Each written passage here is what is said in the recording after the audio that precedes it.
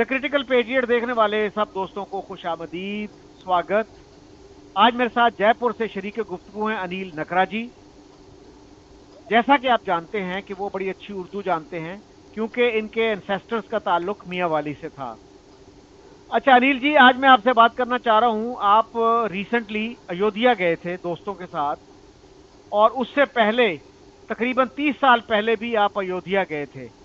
तो क्या चेंजेस देखी आपने? उस वक्त क्या हालात थे अयोध्या के, और अब क्या हालात हैं? जी।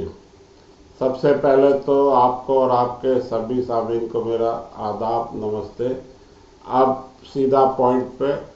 अयोध्या 92 में बाबरी मस्जिद को ढाया गया था, जिसको विवादित ढांचा भी बोलते हैं। मैं गया था वहाँ 96-97 में। ठीक है। तब और अब में ये फर्क है कि वहाँ तो 100 साल का फर्क नजर आता है। जैसे वैसे इंडिया ने बहुत तरक्की करी है। उस टाइम ना तो वहाँ सड़कें थी, ना कोई पानी था, लाइट के भी कोई हालात खराब थे बहुत ज़्यादा। कोई डेवलपमेंट नहीं था वहाँ, ज़ीरो ज़ीरो ज़ीरो डेवलपमेंट था। कारण उसका ये था कि वहाँ जो सरकारें थी वो पहले, अगर मैं उनको सीधा सीधा ब्लेम करूं, एंटी मुस्लिम सरकारें थी और वो बिल्कुल डेवलप नहीं होने देना चाह रही थी। और बाबरी मस्जिद का ये मसला जो है 1949 से अटका हुआ था। इससे पहले से चल रहा है वो तो ठीक है। हाशिम अंसारी ने 1949 में इस पे केस किया था कि ये जगह हमारी है, हमको दी जाए। ये जो है गवर्नमेंट की कस्टडी में थी।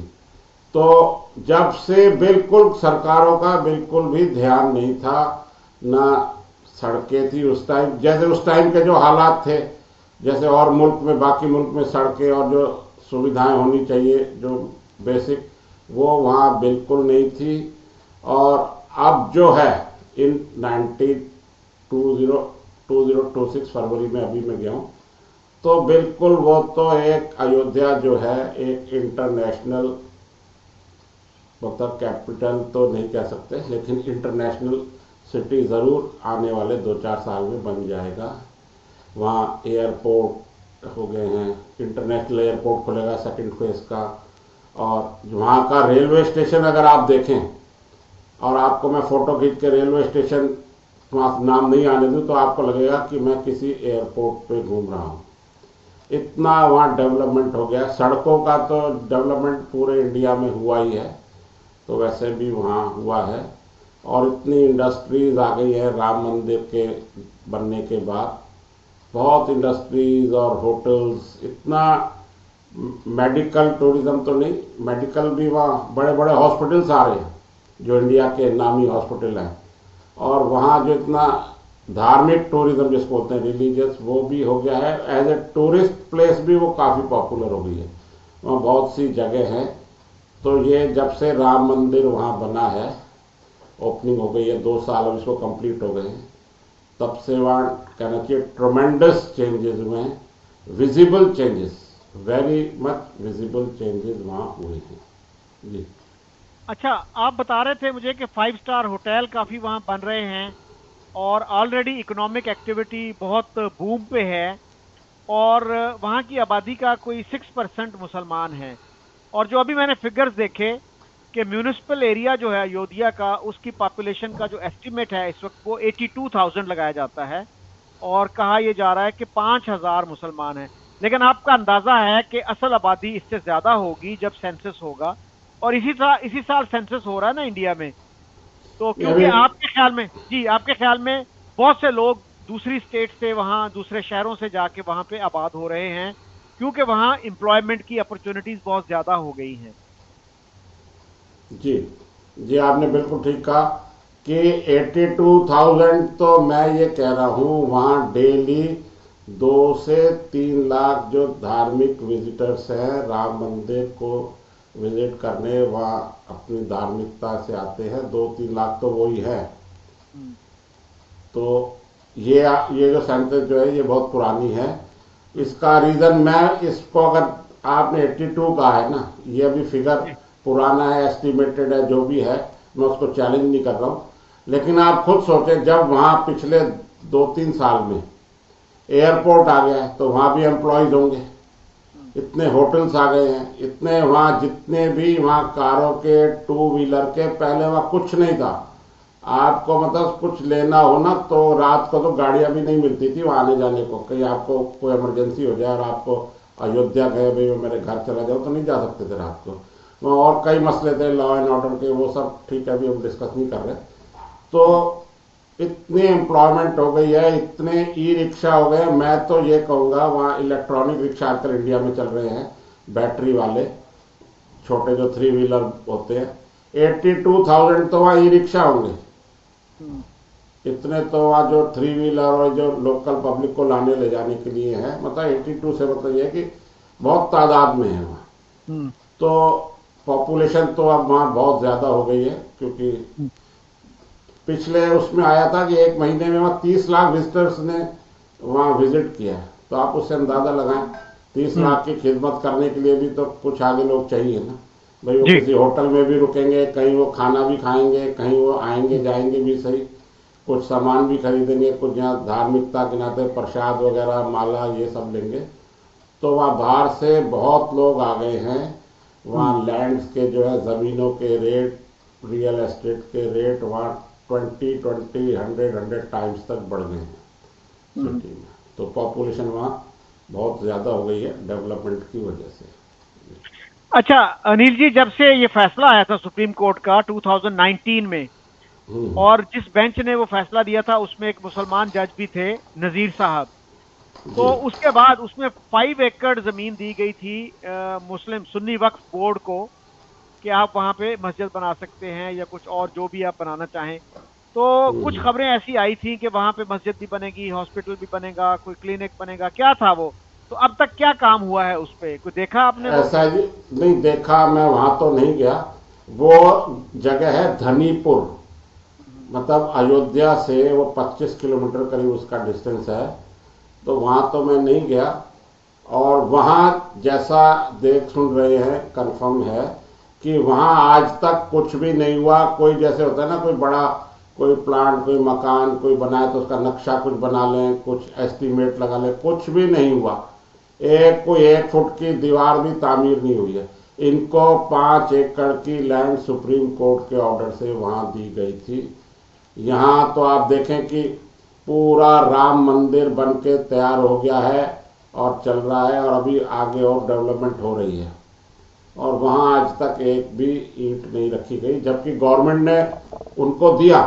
वैसे तो देखो ये हमारे इंडिया का मामला है कि सुप्रीम कोर्ट का फैसला था कि ये जगह हिंदुओं की है या मुसलमानों की है, भाई उसको यस और नो करना था। उसने एक जैसे कॉम्प्रोमाइज होता है ना, कॉम्प्रोमाइज टाइप ही दे दिया ये फैसला कि चलो इनको भी दे दो भाई। जबकि सुप्रीम कोर्ट जो है कोई इसलिए नहीं था कि आप अच्छा चलो दोनों ले लो भाई, ये था कि ये जगह हिंदू कह रहे हमारी है, मुसलमान कह रहे हमारी है। उसने वो क्लियर कट फैसला दिया 5-0 से। 5 जजेस की बेंच थी, जिसमें आपने फरमाया कि एक जज मुस्लिम भी थे। उन्होंने 5-0 से फैसला दिया, लेकिन उन्होंने फिर भी यही सोच के, मैं चैलेंज नहीं कर रहा हूँ, हमारे यहाँ जो भी कोर्ट ने कह दिया सो कह दिया, उसको हमने तस्लीम कर लिया। 5 एकड़ जमीन उनको दे दो, वो वहाँ की सरकार ने तभी दे दी थी। आज तक उस पर कुछ भी नहीं हुआ। क्यों नहीं हुआ, अब ये तो सुन्नी वक्फ बोर्ड या जिन जो उनके हैं कर्ता धर्ता वही बताएंगे। बाकी वहाँ कुछ भी नहीं हुआ। हाँ बहरहाल ये अब अगर यहाँ बात उठाने की है तो बाबरी मस्जिद ज़रूर एक बना रहे हैं बंगाल में, वेस्ट बंगाल में। वहाँ ज़रूर, जिसमें वो विवाद हो रहा है, जिसमें सब मसले खड़े हो रहे हैं भाई। इनको अब हर काम में रंग में भंगी डालना है, ये तो वही बात होगी। जहाँ आपको जगह दी गई है और आपके मौलाना और ये बड़े बड़े आलिम फाजिल बोलते थे कि हम यहाँ 5 एकड़ में मस्जिद भी बनाएंगे, यहाँ मदरसा भी बनाएंगे, यहाँ हॉस्पिटल भी बनाएंगे, यहाँ ये भी करेंगे वो भी करेंगे, करा कुछ भी नहीं। एक कोई 10 बाई 10 का टीन शेड भी नहीं डाला आज तक इन्होंने वहाँ। अच्छा अनिल जी, कुछ लोग ये एतराज करेंगे कि भाई जगह तो दी लेकिन 25 किलोमीटर दूर दी, तो वहां पे क्या कोई आबादी है, कुछ पॉपुलेशन है वहां पे, क्या है सूरत हाल? मैंने आपसे जैसा अर्ज किया, वहाँ धनीपुर गांव है, तहसील है, वो पूरी वहाँ पॉपुलेशन है और वहाँ मुस्लिम पॉपुलेशन भी है। ऐसा नहीं है कि हमको हिंदुओं के बीच में फंसा दिया। अगर पास पास दे देते, मान लो ये जगह बिल्कुल पास में दे देते, तो फिर 150 साल बाद फिर यही मसला खड़ा हो जाता, ये जगह हमारी है, ये हमारी है। भाई ये हम फिर बोलते हमारे कि यहाँ सब अजान की आवाज़ आ रही है, हमें डिस्टर्बेंस होती है।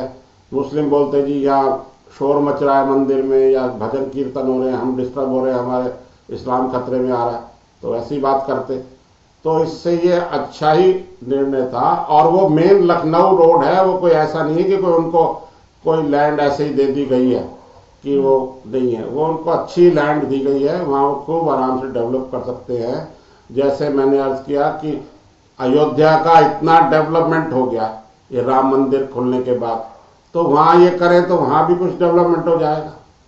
तो ओवरऑल तो सब कुछ से बेनिफिट ही होगा ना भाई, डेवलपमेंट हो रहा है, कुछ रोजगार के साधन बढ़ रहे हैं। जैसे मैंने कहा कि यहाँ रिक्शा, ये लोकल, ये सब इतने हजारों की उसमें चल रहे हैं, तो सबको रोजगार ही मिल रहा है ना। ऐसा थोड़ी है कि वहाँ खाली हिंदू ही अपना जो चला रहे हैं। मैंने खुद देखा हुआ, अभी रिसेंटली बता रहा हूँ कि वो जो रिक्शा, ई रिक्शा जो बैटरी के चलते इंडिया में, वो मुसलमान चला रहे, बड़ी बड़ी दाढ़ी वाले। ऐसा भी नहीं है कि अपनी कोई आइडेंटिटी उन्होंने छुपा रखी है, दूर से नजर आ रहा है ये कौन है, चला रहे, सब बैठ रहे, कर रहे।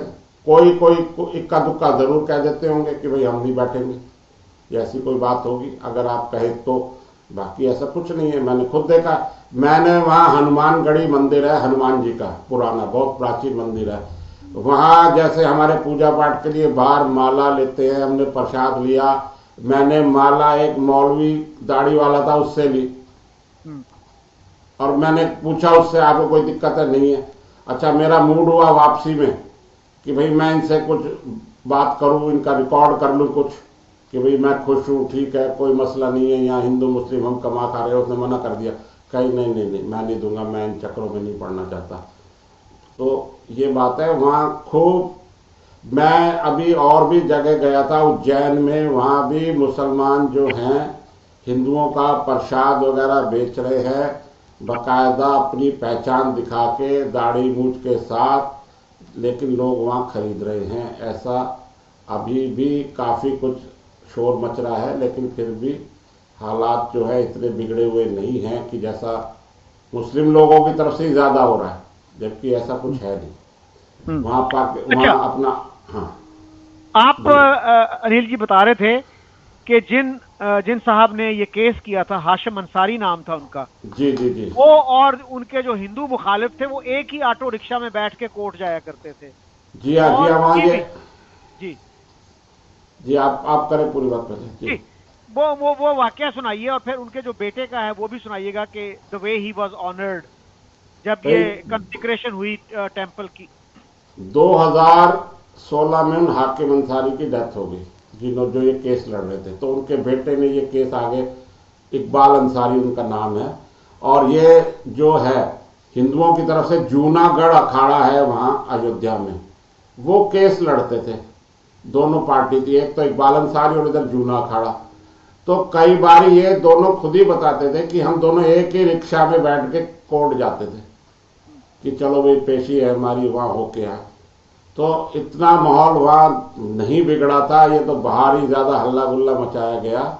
और जब ये एट लास्ट सारी बातों को ऊपर नीचे काफ़ी पॉलिटिक्स गई इधर उधर सब जगह, एंड में जब नवंबर 2019 में फैसला आ गया फाइनल कि यह राम मंदिर को जगह दे दी जाए उनके ट्रस्ट को, तो वो जगह जब दे दी गई, तो उसके बाद इकबाल अंसारी ने भी अपना बड़ा दिल दिखाया, ठीक है अब हमने खूब साल केस लड़ लिया, अब हम बहुत हो गया, अब ये जगह जो है हिंदुओं को दे दी जाए और मुझे कोई इतराज नहीं है। उसको कह के मुस्लिम्स ने, जब ये फैसला आया ना एंड में, तो ऐसे ही नहीं आया, जितना टाइम डिले की टैक्टिस थी, बाकी मुस्लिम्स ने उनको खूब प्रेशराइज करके कि आप रिव्यू पिटिशन डालो, भाई आप दोबारा सोचें इस मसले पे, कोर्ट के पास एक डाल सकते हैं हम कि भाई आप रिव्यू करें अपने फैसले को, कहीं आपसे कुछ रह तो नहीं गया, गलती तो नहीं हो गई।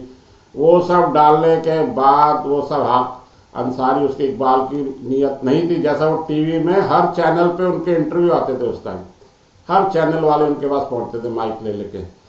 और जब 2 साल पहले इसकी ओपनिंग हुई मंदिर की, तो उनको बाकायदा जो राम जन्मभूमि तीर्थ ट्रस्ट जिसने ये मंदिर के तामीर निर्माण कराया, वो बाकायदा उसके घर इज्जत से उसके घर गए इनविटेशन देने, और वो आए भी थे, और हमारे पीएम मोदी साहब ने उनको ऑनर किया, सब ने उनको किया, उनका मतलब इज्जत दी गई उनको बाकायदा। ऐसा नहीं है कि पब्लिक आई थी उसमें भीड़ में वो भी बैठे भाई एक इन्वाइट नहीं है, उनको बाकायदा इज्जत भी दी गई और उनको ऑनर दिया गया जिसके वो हकदार भी थे। मैं ऐसे कहता, उन्होंने बड़ा ग्रेसफुली जो है अपना, उन्होंने कभी भी पूरे कितने साल केस चला है, कभी भी, मैं भी इसको रेगुलरली फॉलो कर रहा था, उन्होंने कभी भी कोई ऐसे लूज टॉक और ये ऐसी कोई उल्टी सीधी बात, कोई भड़काऊ बयान उन्होंने कभी नहीं दिया।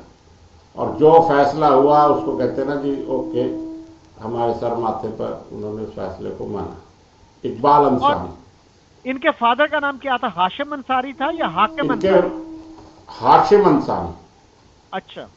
ये 1949 में इन्होंने केस किया था कि भाई ये जगह, वो 1949 में भी यूं किया था। मैं इसमें कोई कानूनी मसला है, मैं आपको बता देता हूं कि वहां पे अयोध्या राम मंदिर के ताले वहां के जो कलेक्टर या डिस्ट्रिक्ट मजिस्ट्रेट होते हैं उन्होंने खुलवा दिए थे, नेहरू जी के टाइम, नेहरू हमारे प्रधानमंत्री थे। तो मसला कानून में यह है कि अगर 3 साल तक आप कोई उस पर ऑब्जेक्शन नहीं करते या कोई लीगल उसमें नहीं जाते हैं तो वो फिर मसला मान लिया जाता है कि ओके आपको कोई इतराज नहीं है। वो 3 साल की मियाद जो पूरी हो रही थी उससे 5-6 दिन पहले भाई हम टाइम बार नहीं हो जाए, ये केस डाला हाशिम अंसारी ने कि ये जगह हमारी सुन्नी बोर्ड की है, उनको दी जाए। हालांकि ये तामीर इस मस्जिद की जो है बाबर के, जिसने कहा था, अभी नाम भूल गया हूं मैं उनका, वो शिया थे और क्लेम सुन्नियों ने किया था, और सुन्नी को ही ये जगह 5 एकड़ जो मैंने अर्ज किया आपसे, वो जगह दी गई है। तो ये टेक्निकल मसले में ये इन्होंने केस कर दिया और वो लड़ते रहे, जिसका फैसला 2019 में फाइनली आया। अच्छा अनिल जी, एक मुसलमान आर्कियोलॉजिस्ट हैं के मोहम्मद, वो जी। पहली दफा वहां 1976 में गए थे।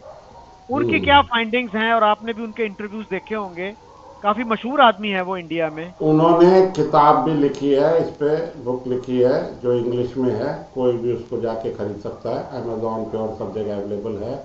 उन्होंने कहा है कि इसके नीचे मंदिर, जो मस्जिद थी उसके नीचे जो है सीढ़ियां जहाँ से चढ़ते हैं और वजू खाना है, उसके नीचे मूर्तियां, कमल के फूल, गुलाब, ऐसे कई नीचे कई तक उन्होंने दिए। ये उन्होंने अपनी फाइंडिंग में दिया, बाकायदा वह खुदाई भी करवाई गई थी, सब किया गया था। ये उनकी फाइंडिंग है। अब बीइंग ए मुस्लिम वो हम कहते हैं कि जी उन्होंने बड़ा इंडिपेंडेंट दिया, ऐसा नहीं था। उन्होंने वही कहा जो सच था। हो सकता है उसकी जगह कोई हिंदू होता या XYZ कोई भी हो सकता था। आज भी वो हैं हमारे बीच में और वो कह रहे हैं। अब वो वही मसला, वो जो अब आज हमारा वो सब्जेक्ट नहीं है, जो काशी विश्वनाथ है, उनमें भी उनकी यही राय है कि वहाँ नीचे से इनके जो है हिंदुओं के मंदिर के प्रमाण निकल रहे हैं, जैसी वो आकृति है, पीपल बनाए हुए है, सूर्य निकल रहा है, देवता, ऐसे वो सब हैं, वो काशी विश्वनाथ में भी हैं। वो ऐसे ही सेम उनकी फाइंडिंग के मोहम्मद की थी। आर्कोलॉजिकल सर्वे जो गवर्नमेंट ऑफ इंडिया की एक संस्था है, जो जितनी भी पुरानी बिल्डिंग्स हैं लाइक ताजमहल, कुतुब मीनार, इन सब को वो संभालती है, और उनकी रिपेयरिंग करना है, कुछ करना है, वो उनके जिम्मे ही होता है, और वो हिस्टोरियंस अच्छे लोगों को रखती है। जी। अच्छा अनिल जी, आप जानते होंगे कि अल्लामा इकबाल, जिनको नेशनल पोएट समझा जाता है पाकिस्तान में, उन्होंने भी लॉर्ड, अच्छा। जी उन्होंने वो लिखा था तराना हाँ हिंदी, और हाँ। उनके जो है ना ग्रैंडसन, वो इसका अवार्ड लेने के लिए मेरा ख्याल है कि 10 साल पहले कलकत्ता भी गए थे। वो सेनेटर भी रहे हैं, अभी भी शायद सेनेटर हैं वो। तो बहरहाल अल्लामा इकबाल ने लॉर्ड राम को इमाम हिंद कहा, चिरागे हिदायत कहा यानी लैंप ऑफ गाइडेंस, और फरिश्ता सिफ्त यानी फरिश्तों की आदतों वाली हस्ती कह लें या एंटिटी कह लें, पर्सनैलिटी कह लें। और उस पे जो है ना उनका एक शेर है राम के वजूद पे हिंदोस्तां को नाज, अहले नजर समझते हैं उसको इमाम हिंद। इस पे उन पे कुफर का फतवा भी एक मौलवी साहब ने लगा दिया था, और ये चीजें जो है ना, उनके बेटे थे जो डॉक्टर जस्टिस जावेद इकबाल, उन्होंने अपनी किताब में लिखी हैं। और के मोहम्मद का जहां तक ताल्लुक है, उनकी यूट्यूब पे भी वीडियोस मौजूद हैं जिसमें उन्होंने इन सब बातों का एतराफ किया है, इन सब बातों को कहा है। अनिल जी, आप मुझे बता रहे थे कि प्राइम मिनिस्टर चंद्रशेखर के ज़माने में भी एक एफर्ट हुई थी उनकी तरफ से कि ये मसला एमिकेबली सुलह सफाई से रिजॉल्व हो जाए, लेकिन वो कोशिश उनकी कामयाब नहीं हुई। उसकी कुछ तफसील बताइएगा, कोई डिटेल उसकी। जी, जब चंद्रशेखर जो है प्राइम मिनिस्टर बने थे, उन्होंने बनने से पहले ही कहा था कि अगर मैं, जब उनके चांसेस हो रहे थे कि वो बन जाएंगे, तो उन्होंने कहा था कि ये मसला जो इंडिया में बहुत तेज़ी से उछल रहा है और फिजा को ख़राब कर रहा है, मैं इसका कोई ना कोई सॉल्यूशन कर दूंगा, दोनों को साथ बिठा के। और उन्होंने प्राइम मिनिस्टर बनते ही, मतलब है ना कि पहली फुर्सत से पहले उन्होंने दोनों को, विज्ञान भवन होता है वहाँ दिल्ली में जगह है, वहाँ उनको बुलाया, हिंदू मुस्लिम दोनों को, कि भाई आप नेक्स्ट बहुत जल्दी उन्होंने कहा कि आप लेके आए आपके जो जो दावे हैं, जो जो कागजात हैं, जो भी है कि ये हमारी है, ये हमारी है। और वहाँ ही उन्होंने के मोहम्मद टाइप और ऐसे कई सर्वे इनको बुला लिया कि आप भाई इन पेपर्स को, इनकी बातों को सुने, एग्जामिन करें। और सारा दिन दोनों साइड ने पूरा अपना उनको सहयोग भी किया कि यस, इसको मसले को सुलझाओ, करो। और फाइनली ये मूड बन गया था। उस टाइम अडवाणी जी बीजेपी को लीड करते थे, उन्होंने अडवाणी जी को भी बुलाया था हिंदू की तरफ से, और भी ये सिंगल है, अशोक सिंगल अब वो नहीं है, और मुसलमानों की तरफ से जफर याब जिलानी वो उसके कमेटी के अध्यक्ष थे, और एक सैयद शहाबुद्दीन थे, वो मेन थे इसमें। अनिल जी, शहाबुद्दीन जो है ना, वो मुझे याद है बिहार से थे, मेंबर ऑफ जी पार्लियामेंट जी भी जी रहे, हाँ, उससे जी पहले हाँ। वो इंडियन डिप्लोमेट थे, वो एम्बेसडर भी रहे। वो आईएफएस में थे, इंडियन फॉरेन सर्विसेज में थे, और बाद में बड़े तेज तर्रार और बड़े थे लीडर उनके। काफ़ी आप देखेंगे आज भी आपकी अदालत वगैरह से कई प्रोग्राम है यहाँ इंडिया में, उसमें उनके आपको इंटरव्यू मिल जाएंगे। तो बिल्कुल ये मसला हो गया था। अडवाणी जी ने ये कहा था कि जब ये हेजिटेशन चल रहा था 92 का बाबरी मस्जिद का, जब बाबरी मस्जिद को 6 दिसंबर को ढाया गया, तो उस टाइम भी नारे लगते थे कि हमारी डिमांड है, एक तो मथुरा, काशी विश्वनाथ जिसको बनारस भी बोलते हैं, और अयोध्या।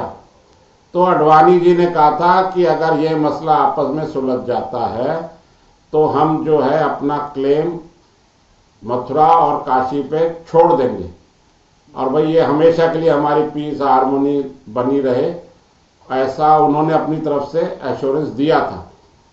और इस पे आगे काफ़ी बात आगे बढ़ गई थी, लेकिन ये सैयद शहाबुद्दीन, इन्होंने ही फिर हल्ला गुल्ला मचाया। या तो इनकी दुकान नहीं चलनी थी, या जो भी था, इनको पॉलिटिकल माइलेज करनी थी, जो भी करना था, इन्होंने एंड टाइम पे वो बिल्कुल गेम को पलट दिया और मना कर दिया बिल्कुल। मतलब प्रिंसिपली एग्री हो गए थे कि भाई, पहले तो चंद्रशेखर जी ने पूछा कि आप दोनों मसले को सुलझाना चाहते हैं, दोनों ने कहा यस, तो फिर लाओ अपने अपने कागजात दिखाओ, अपना सब कुछ करो।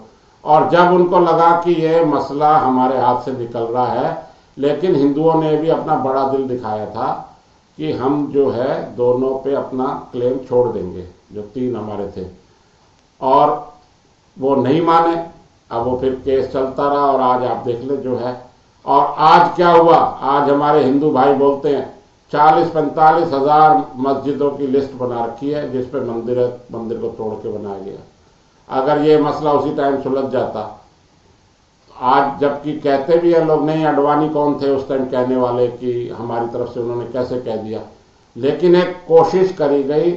और ज़्यादा नुकसान जो है सैयद शहाबुद्दीन और जफर याब जिलानी, ये लखनऊ के वकील भी थे, इन्हों की वजह से बिगड़ा। अब आज दोनों ही नहीं है, तब उनके लिए ज़्यादा क्या बोले, वो अपनी सफाई देने के लिए तो है नहीं। बाकी अगर ये उस टाइम सेटल हो जाता तो आज इतनी जो माहौल बीच में ख़राब हुआ, या दोबारा ख़राब हो, तो अब बाबरी मस्जिद की वजह से नहीं ख़राब हो रहा है माहौल, अगर कोई ख़राब है तो, वैसे तो मेरे हिसाब से नहीं है। तो उस टाइम हो जाता तो ठीक था। आज तो अब क्लेम चल रहा है ना कि अब मथुरा भी खाली करो, काशी भी करो, जब ये हो जाएंगे तो फिर चौथी मस्जिद और कोई आएगी, क्योंकि क्लेम तो बनता ही है। जी। अच्छा अनिल जी, मोहन भागवत जो आरएसएस के चीफ हैं, उन्होंने भी कहा है कि हिंदुओं को नहीं चाहिए कि हर मस्जिद में जो है वो शिवलिंग ढूंढते फिरें। इसको कैसे जी। देखते हैं आप? जब मोहन भागवत जी ने अपनी तकरीरों में continuous more than one time ये कहा कि हर नीचे वो मस्जिद मंदिर मत ढूंढो हर मस्जिद के नीचे, तो उनका भी प्रयास यही था, कोशिश यही थी कि भाई दोनों हम साथ साथ रहे, जब यही रहना है तो हम मिलजुल के रहे। उन्होंने अपने डेलीगेशन वगैरह भेजे निजामुद्दीन में, दिल्ली में, जो वहां जाके मस्जिदों में जाके सफाई वगैरह करके, धुलाई, उनको सब काम कर ऐसे भी करके आए आरएसएस के वर्कर। लेकिन कोई भी बात वन साइडेड तो नहीं हो सकती ना। उन्होंने बहुत कोशिश करी कि भाई ये हम करें, इसके लिए उनको हिंदुओं का, हमारे जैसों का बहुत क्रिटिसिज्म झेलना पड़ा अपना, कि भाई अपना आपने ऐसे कैसे कह दिया। मतलब मैंने नहीं, मतलब जो एक मेजोर है उन्होंने किया, उन्होंने कोशिश करी है। लेकिन अब वही बात है कि वन साइडेड प्रोग्राम नहीं हो सकता। कोई भी ढोलक जो है वो दोनों हाथ से बजेगी, एक हाथ से बजेगी तो उसमें सुरताल जो है वो बेसुरे ही निकलेंगे। उन्होंने कहा, अब आज मोहन भागवत जी के आज आप स्टेटमेंट देख लो थोड़े दिन में, जिसपे हल्ला गुल्ला कर रहे हैं। उन्होंने कहा भाई ये सब हिंदू ही थे पहले, आपके जो मुसलमान है 3 पीढ़ी 4 पीढ़ी। अब उन्होंने एग्जाम्पल दिया है, जो कश्मीर के शेख अब्दुल्ला है, इनकी शेख अब्दुल्ला से ऊपर जो 2 पीढ़ी है वो पहले हिंदू थे आपके। उन्होंने ये भी बताया कि ये जो जुल्फिकार अली भुट्टो है ये गुजरात के थे, ये भी हिंदू थे। मोहम्मद अली जिन्ना के जो दादा थे, ग्रैंडफादर वगैरह, वो सब हिंदू थे, शायद आपको ज्यादा पता होगा। ऐसे एग्जाम्पल्स आ रहे हैं। अब सब तरफ से कोशिश हो रही है, सब कुछ हो रहा है, लेकिन आप किसी मसले को मानने को तैयार ही नहीं है तो फिर क्या होगा।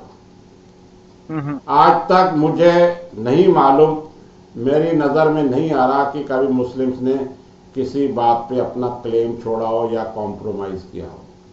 कोई भी बात मुझे तो नजर नहीं आ रही। मुझे नहीं पता या मेरी नॉलेज नहीं है कि भाई कोई मसला उन्होंने कहा अच्छा चलो ओके आप खुश रहो, या एग्रीड चलो ऐसा कर लेते हैं ऐसा कर लेते, नहीं हम ही ठीक है आप सब गलत है। तो ऐसे तो कैसे चलेगा। वो उसी का ही नतीजा है कि अब हिंदू भी अग्रेसिव हो गया। और अब मोहन भागवत जी अभी एक ट्रेन में जा रहे थे अभी रिसेंटली, उस ट्रेन पे पत्थर फेंके देवबंदियों ने, देवबंद वहां से उनके वहां से गाड़ी निकली सहारनपुर उधर से। अब वो पता नहीं पत्थर लगा नहीं लगा, लेकिन उन्होंने अपना विरोध तो कर दिया ना, अपनी नाखुशी तो जाहिर करी ना उनके साथ। अब उन्होंने कहा ही तो है, आप मत मानो। और यहाँ जो मौलाना मदनी है वो चिल्ला रहे हमने माँ का दूध नहीं पिया है। तो अब ये उल्टे सीधे बयान दे रहे हैं आपके, यही माहौल खराब कर रहे हैं। फिर ये ब्लेम करते हैं कि हिंदुओं की पार्ट सरकार आ गई। अब आपका मौलाना मदनी जो हैं बड़े वाले बुजुर्गवार, जिनके पैर कब्र में लटक रहे हैं, वो कह रहे हैं हमने माँ का दूध नहीं पिया है। तो हमारे हिंदू संगठन के लोग भी कह रहे हैं हमने भी चूड़ियां नहीं पहनी हुई। ये किसी मसले को सुलझाना नहीं चाहते आपके मौलवी।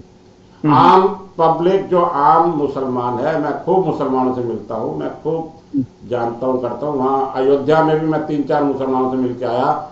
मैंने वहां अयोध्या के 1 किलोमीटर के दायरे में महाबरी वो राम मंदिर में 4 मस्जिदें मैंने खुद देखी हैं। और माशाल्लाह अच्छी खासी लंबी चौड़ी मस्जिदें थी, कोई मसला नहीं था, कुछ नहीं है आज भी वहां। अब यही बिगाड़ने में लग रहे हैं तो कोई क्या करेगा, मानते ही नहीं है जी। अच्छा अनिल नकरा जी, आपको पता है कि सर सैयद अहमद खान जो बहुत बड़े मुस्लिम रिफॉर्मर थे, अलीगढ़ एजुकेशन मुस्लिम, उन्होंने बड़ा, हाँ अलीगढ़ में एक उन्होंने कॉलेज बनाया, फिर वो आप यूनिवर्सिटी है वो। तो उन्होंने एक दफा ये भी कहा था कि मुझे आप हिंदू क्यों नहीं समझते, क्योंकि हिंदू जो है स्ट्रिक्टली स्पीकिंग कोई रिलीजियस टर्म नहीं है। तो उन्होंने कहा ये हिंदू तो सिंध से है, तो मैं भी हिंद का रहने वाला हूं, तो मैं भी गोया हिंदू हूं। तो इस तरह की अप्रोच भी रखने वाले लोग हैं मुसलमानों में। नहीं, लेकिन मैं यहाँ माफी के साथ आपकी इस बात से थोड़ा इत्तेफाक नहीं रखूंगा। आप भी जानते हैं, मुझसे ज्यादा बेहतर समझते हैं कि पाकिस्तान बनाने वाले जो है सर सैयद अहमद ये थे, जिन्ना थे और ये अल्लामा इकबाल यही थे। अब इन्होंने ऐसा कहने के लिए कह तो दिया, लेकिन हम सब जानते हैं, आप भी जानते हैं, अलीगढ़ मुस्लिम यूनिवर्सिटी ही सारे फसाद की जड़ है। वहीं से ये सारे मुस्लिम्स को निकले। और आपको मैं हैरानी की बात बता दूं, आपको सुन के शायद हैरानी होगी, आज बीजेपी की सरकार है 12 साल से, 10 साल से योगी जी की सरकार है यूपी में, लेकिन अलीगढ़ मुस्लिम यूनिवर्सिटी में जिन्ना साहब की फोटो लग रही है। सर सैयद की फोटो लगे वो तो ठीक है, समझ में आता है कि फाउंडर थे वो, फिर चले गए पाकिस्तान। तो ये सब तो इक्वली रिस्पॉन्सिबल है पाकिस्तान बनाने के लिए। वो उन्होंने कभी कह दिया, लेकिन अपनी बातों में वो स्टैंड उन्होंने नहीं करा। मुझे बहुत ज़्यादा शायद इस बारे में नहीं मालूम होगा, लेकिन हमारे यहाँ जो लोग जानते हैं कि वो सर सैयद अहमद, आपके यहाँ भी है, जो 2-4 नामी माने जाते हैं मेन, एक जो थे आपके पहले कौन थे, लियाकत अली थे, या सर सैयद थे, या अल्लामा इकबाल थे, या मोहम्मद अली जिन्ना, यही थे मेन। तो यहाँ भी सबको पता सर सैयद का। तो जी अनिल जी, सर सैयद की डेथ जो है ना 1898 में हो गई थी, 1898 में। तो वो तो उनका क्वेश्चन नहीं है कि वो पाकिस्तान चले गए। तो नहीं, मुझे नहीं मालूम, मैंने ये कहा, लेकिन उनको भी मुसलमानों को अलग होना चाहिए, ये उन्होंने अपने जीते जी कहा था। और आपको अगर मैं ऐसा नहीं कह रहा हूं कि आपको नहीं पता है, वहां का जो एक हिंदू राजा था, उसने अपना पूरी कितनी लंबी चौड़ी जगह इनको दी थी। एक हिंदू की फ्री ऑफ कॉस्ट जमीन दी गई थी, उस पे अलीगढ़ मुस्लिम यूनिवर्सिटी बनी हुई है। ये बात आपको मालूम है, नहीं मालूम, मुझे नहीं पता। जी बताएं। जी, सर सैयद के बारे में हमारे यहाँ एक स्कॉलर थे, ज़िया लाहौरी गालबन उनका नाम था। उन्होंने 5-6 किताबें लिखी हैं सर सैयद पे, और उनकी फाइंडिंग ये थी कि ये कहना कि sir Syed was the founder of the two nation theory, ये गलत है कि टू नेशन थ्योरी उन्होंने दी। बहरहाल उनकी कुछ स्टेटमेंट्स ऐसी मिल जाती हैं जिनको ये कहा जा सकता है कि वो सेपरेटिज्म की तरफ जाती हैं, लेकिन ये एक बड़ी डिबेट है। तो बहरहाल अलीगढ़ मुस्लिम यूनिवर्सिटी का जहां तक ताल्लुक है, वो तो काफी बाद में बनी, मेरे ख्याल 1920 में जाके वो यूनिवर्सिटी बनी थी। और जिन्ना साहब ने एक दफा कहा भी था कि ये मुस्लिम इंडिया का आर्सनल है, यानी असलहा खाना है, यानी वेपनरी को, यानी वेपन क्या कहेंगे उसको, एम्यूनेशन डेपो कह लीजिए, वो है ये इंडिया के मुसलमानों का। वो जो एजुकेशन के माध्यम से वेपन चला रहे हैं वो तो ठीक है, वहाँ कई बारी वेपन्स मिले भी हैं, AK-47 वगैरह ये वो मिले भी है। अब थोड़ी सी सरकारें वहाँ सख्त हो गई हैं, लेकिन उनके कोई रवैये में तो वहाँ के मुस्लिम, ऐसे कहने को तो वहाँ हिंदू भी पढ़ रहे हैं, लेकिन उन हिंदुओं का वहाँ क्या हाल होता है वो मैं जानता हूँ। मेरे खुद मिलने वाले कुछ है, वो डॉक्टर थे, और वो लड़कियां थी जो कहते हमने पता नहीं कैसे कैसे वहाँ से करिए, हमने अपनी MBBS वगैरह पूरी करी। मैं जानता हूँ ऐसे 2-4 को, हिंदुओं को, और स्पेशली खातूनों को, लेडीज उनको, जिन्होंने वहां से करी है।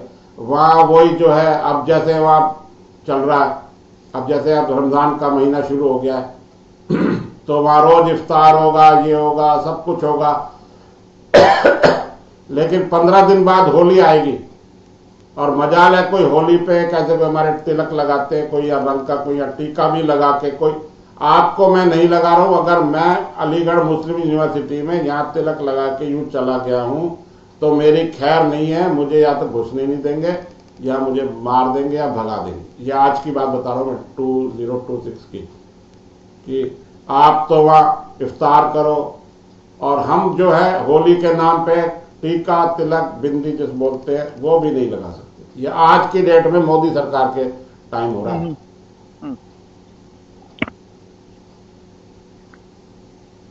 जी अच्छा अनिल जी, कुछ लोग ये भी कहते हैं कि अलीगढ़ कॉलेज जब बना तो उसका जो पहला ग्रेजुएट था वो एक हिंदू था।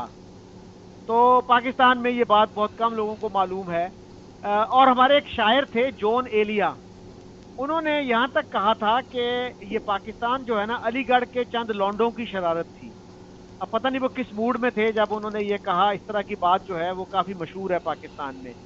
तो Anil ji, any concluding thoughts before we close the show? नहीं, बस मेरा यह कहना है, आज हमारा मेन मुख्य मसला जो अयोध्या था, अयोध्या में राम मंदिर बन गया है, वहां डेवलपमेंट हो गई है, उसका फायदा जो है सिर्फ हिंदुओं को नहीं मिल रहा है। अगर उस खित्ते की कोई इकोनॉमी अच्छी होती है तो पूरा फायदा मिलेगा। मैंने वहाँ बहुत से मुस्लिम्स देखे जो वहाँ रोजगार कर रहे हैं, काम धंधे कर रहे हैं, उनको कोई मतलब नहीं है, उनको तो शाम तक अपना खाना खाना है, रोटी परिवार पेट पालना है। ये जो हमारे बड़े बड़े सियासतदान हैं ना, ये कुछ नहीं होने देते। बाकी वहाँ ऐसा कुछ नहीं है। मैं 4 मस्जिदें अपनी आंखों से देख के आया हूँ राम मंदिर के आसपास। वहाँ सब फल फ्रूट वाले, ऑटो वाले, दुकानदार सब मैंने मुस्लिम्स देखे हैं, और सारा वहाँ 99.99% टूरिज्म जो है वो हिंदुओं से ही है। और भाई कितने खिलाफ हो जाएंगे कि मैं तुम्हारे से ये सामान नहीं लेता या मैं तुम्हारी चाय नहीं पीता। 500 लोग तो पियेंगे चाय वहाँ। आपको मैंने किसी चैनल में देखा था, मैं नाम भूल गया हूँ, कि एक मुसलमान था, वो कहता है कि हमारे प्रसाद ले जाते हैं मंदिर में, कोई लड्डू का, बर्फी का, ऐसे कुछ भी मीठा। तो कहते हैं पहले मैं 2 किलो प्रसाद बनाता था डेली, बर्फी मान लो या कुछ भी, आज मैं 40-50 किलो बेचता हूं डेली की।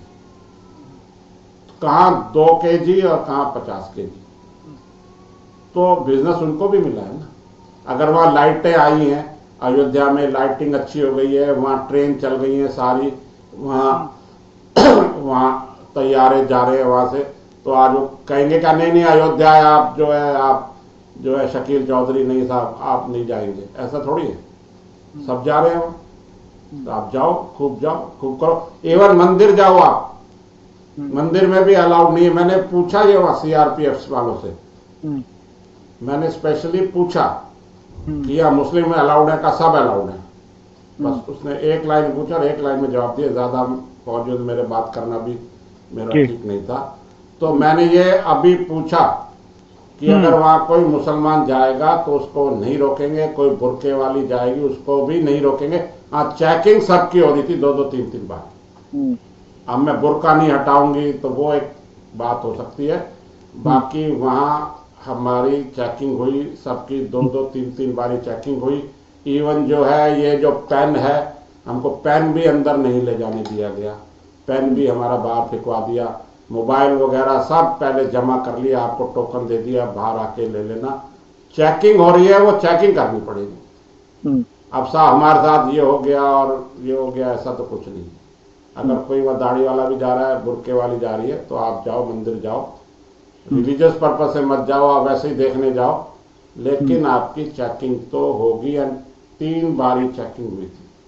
अनिल जी, ये बताइए कि क्या गवर्नमेंट ऑफ इंडिया ने कुछ पैसे खर्च किए इस मंदिर पे? जी नहीं, एक पैसा भी खर्च नहीं किया, उल्टा गवर्नमेंट ऑफ इंडिया को कमाई हुई है। कमाई कैसे हुई है मैं बता देता हूं आपको। श्री राम जन्मभूमि तीर्थ ट्रस्ट ये बनाया गया था, ट्रस्ट बकायदा, इसको रजिस्टर्ड कराया, रजिस्ट्रेशन के लिए पैसे दिए, वो तो कोई खास बात नहीं है। 3000 करोड़ उन्होंने जो है डोनेशन इकट्ठा किया ट्रस्ट ने, जिसमें मैंने भी दिया, सबने दिया, अपने अपनी इच्छा अनुसार सबने एक अपना जो है कंट्रीब्यूशन दिया, सबने। ठीक है जी। 3000 करोड़ में से 396 करोड़ 396 करोड़ तो उन्होंने यहाँ के कानून आइन के अनुसार इनकम टैक्स का एडवांस टैक्स जमा कराया गवर्नमेंट ऑफ इंडिया को। 2165 करोड़ रुपए में उन्होंने मंदिर पूरा तामीर करा दिया, अभी बन रहा है, काम चल रहा है, और ट्रस्ट के बाद पैसा है। आज मैं चाहूँ ना कि आप डोनेशन ले लो मुझसे, वो नहीं ले रहे। डोनेशन उन्होंने अभी बंद कर रखे हैं पिछले काफी टाइम से, और नॉट ए सिंगल पैनी। अब आप देखिए, अब मंदिर जो बना इतना लंबा चौड़ा, उसमें सीमेंट भी लगा, सरिया भी लगा, रोड़ी भी लगी, मजदूर भी हुए, गवर्नमेंट को तो टैक्स मिला उसमें। गवर्नमेंट ऑफ इंडिया ने इससे इनडायरेक्टली कमाई करी है, जो रोजगार मिला है वो तो अलग है। अब आज भी जो इतने लोग जा रहे हैं, वो मैं आपको लास्ट बताते चलूं कि जीएसटी कलेक्शन जो है अयोध्या में बहुत ज़्यादा मेरा फिगर नहीं है। पहला जो जीएसटी कलेक्शन उत्तर प्रदेश जहां ये है, नोएडा गाजियाबाद से है सबसे ज़्यादा कलेक्शन, सेकंड नंबर पे अयोध्या आ गया। और आपको मैंने 30 साल पहले भी बताया, जहां सड़कें ही नहीं थी, आप पैदल चल ही नहीं सकते थे, कुछ था ही नहीं, खंडर थे, जंगल थे, रात को घर से बाहर निकल नहीं सकते आप, हम जैसे कोई अनजान आदमी चला जाए तो वो तो डर जाए वहां रात को। इसका मतलब है कि जीएसटी की कलेक्शन में अयोध्या लखनऊ से, जो कैपिटल है यूपी का, उससे आगे निकल गया है। लखनऊ से आगे ऐसा है, जीएसटी मेनली मिलता है जहां टूरिज्म, जैसे नोएडा गाजियाबाद है वो इंडस्ट्रियल एरिया, वहां मैन्युफैक्चरिंग प्लांट्स हैं, तो वहां से सबसे ज्यादा रेवेन्यू मिलता है गवर्नमेंट को। अब सेकंड नंबर पे यहाँ अयोध्या से मिल रहा है। वहां इतने लोग जो जा रहे हैं, इतने टैक्सेस लग रहे हैं, इतने लोग सामान खरीद रहे हैं, होटल्स में जा रहे हैं, खाना खा रहे हैं, सब अनऑर्गेनाइज तो नहीं है ना, बड़े बड़े 5 स्टार होटल्स हैं, वो बिल काट रहे हैं, टैक्स दे रहे हैं, और टैक्स दे रहे हैं गवर्नमेंट को, हमने दिए टैक्स, हम जैसे बिल दिए, बिल लिए, सब में टैक्स लग रहे हैं ना हमारे। Thank you very much Anil ji. और अगर कोई दोस्त जो हैं वो डिफरेंट पॉइंट ऑफ व्यू देना चाहें तो they are welcome. Thank you again. जी बहुत शुक्रिया, थैंक यू, खुदा हाफिज।